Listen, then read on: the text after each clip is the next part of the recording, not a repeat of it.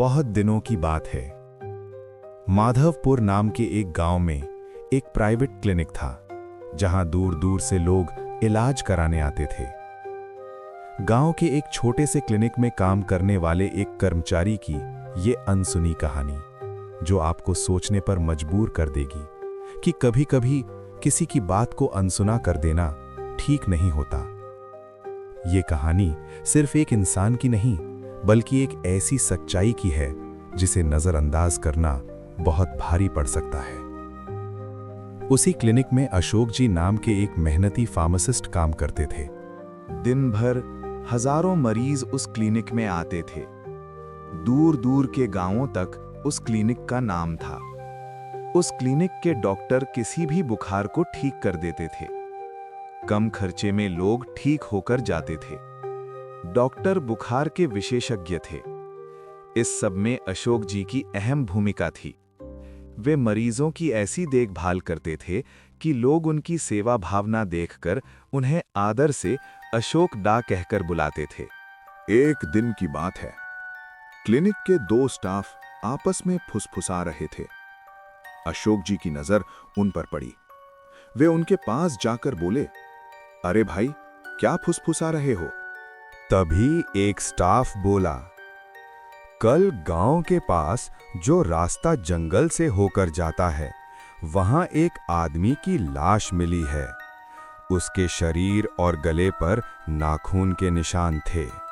तभी दूसरा स्टाफ बोला, सुना है वहां एक चुड़ैल रहती है। वो हर किसी को दिखाई नहीं देती। जिसे पसंद करती है बस उसी को दिखाई देती है। शायद उसी चुड़ैल ने उस आदमी को मारा होगा। ये सुनकर अशोक जी बोले, क्या फालतू बातें कर रहे हो?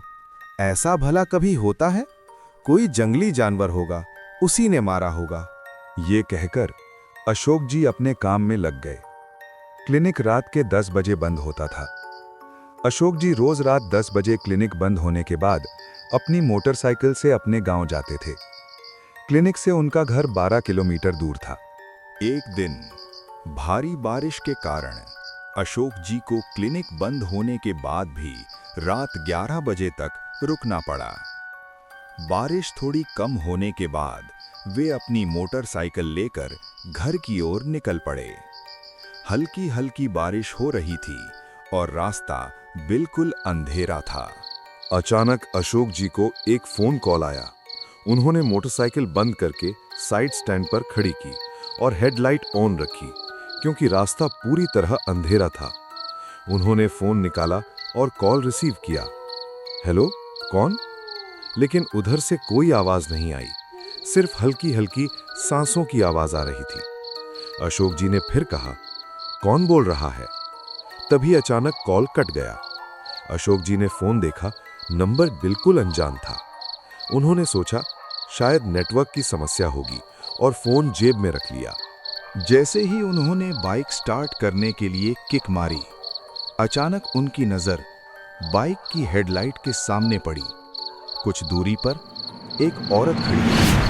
वो भीग रही थी, बिल्कुल स्थिर। उसके लंबे बाल चेहरे पर चिपके हुए थे और चेहरा साफ दिखाई नहीं दे रहा था।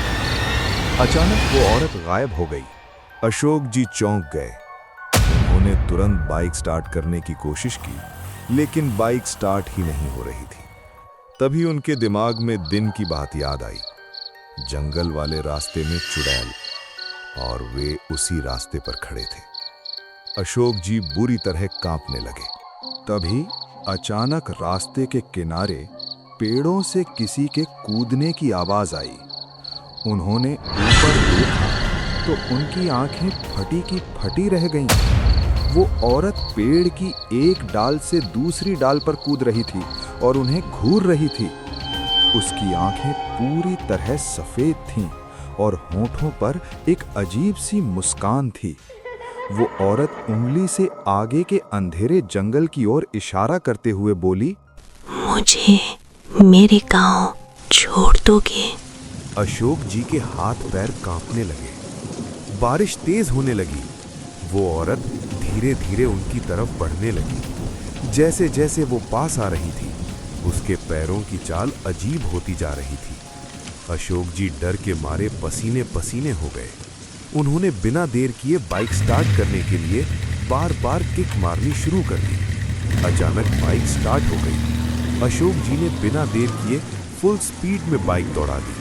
पीछे से वो चुड़ैल हवा में उड़ते हुए उनका पीछा करने लगी। तेज हवा, बिजली की कड़क और पीछे से आती उसकी डरावनी हंसी। अशोक जी मन ही मन बस एक ही बात दोहरा रहे थे, भगवान बचा लेना। अचानक सब शांत हो गया। पीछे से आवाज आना बंद हो गया, लेकिन उन्होंने बाइक नहीं रोकी और पूरी रफ्तार से घर की ओर बढ़ते रहे। अचानक उन्हें ऐसा लगा कि कोई उनकी बाइक के पीछे बैठा है। उन्होंने धीरे से साइड मिरर में देखा और उनका कलेजा कांप उठा। वही औरत उनके पीछे बैठी थी और उन्हें देखकर मुस्कुरा रही थी।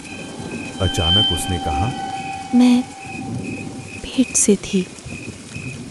गलत इंजेक्शन देने के कारण मेरा बच्चा मर गया। तू मुझे सही इंजेक्शन देगा ना? बोल, देगा ना? ये कहते हुए उसने अशोक जी की पीठ पर हाथ रख दिया। अशोक जी को ऐसा लगा जैसे किसी जानवर ने उनकी पीठ पर जोर से पंजा मारा हो। वे जोर से चीख पड़े, लेकिन उन्होंने बाइक नहीं रोकी और हिम्मत करके बाइक दौड़ाते रहे। करीब 2 किलोमीटर आगे बढ़ने के बाद अचानक सब कुछ शांत हो गया। बारिश रुक गई, हवा भी थम गई। अशोक जी ने हिम्मत करके पीछे देखा, कोई नहीं था।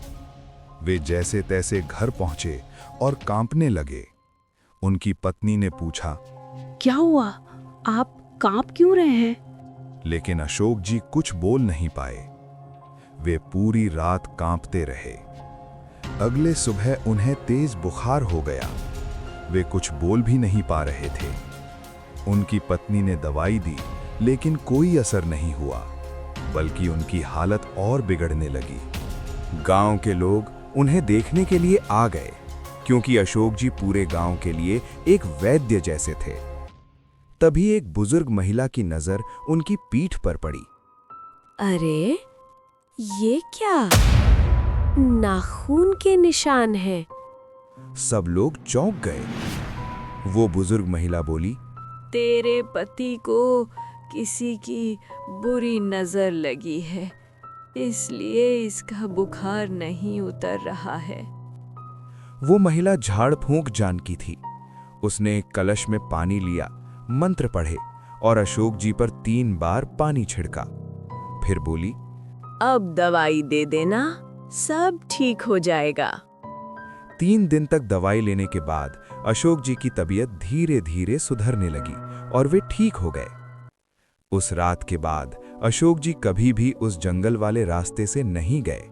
शायद उनकी किस्मत अच्छी थी या उनके कर्म, जो उस रात उनकी जान बच गई।